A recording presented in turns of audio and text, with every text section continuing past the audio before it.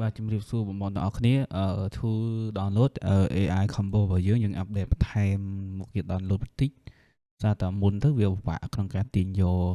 រូបភាពពី website ផ្សេងៗដូចជា Facebook ដូចជា IG អីចឹងទៅតែឥឡូវ update រួចរាល់ហើយតាក់ទងជាមួយ Pixelset ក៏បានដែរឥ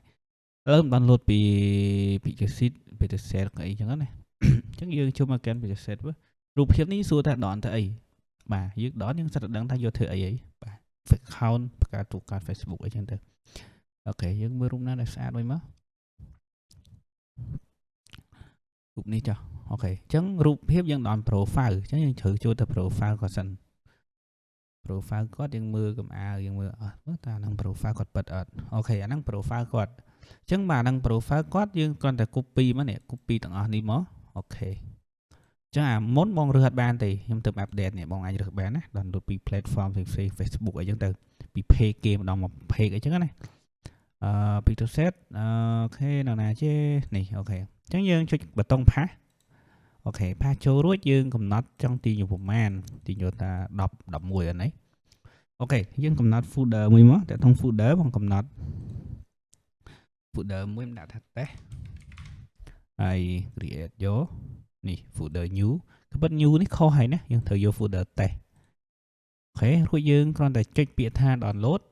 គឺទៅហើយអូខេវាចាប់ទាញយក link វាដំណើរការចាប់យកតែម្ដងអូខេវាចាប់ផ្ដើមទាញហ៎អានេះមានថាទាញមួយ profile អញ្ចឹងទាញមួយ profile មានន័យថាម៉េចឥឡូវយើង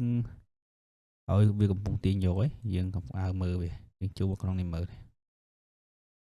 អូខេនេះមកនេះអញ្ចឹងវាទាញមក profile គឺទម្រង់បែបហ្នឹងណានេះទម្រង់មក profile គឺវាទាញយកនេះ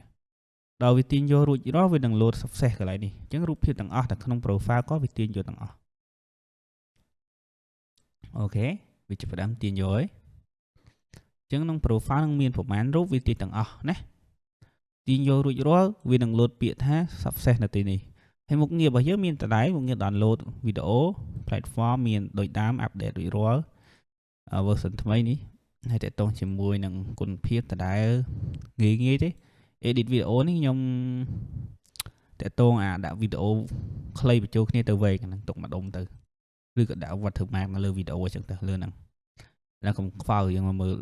download យើងសិនមកបាទនេះជារូបភាពដែលយើង download បានយើងមើលខ្លួនឯងយើងគុណភាពរបស់វា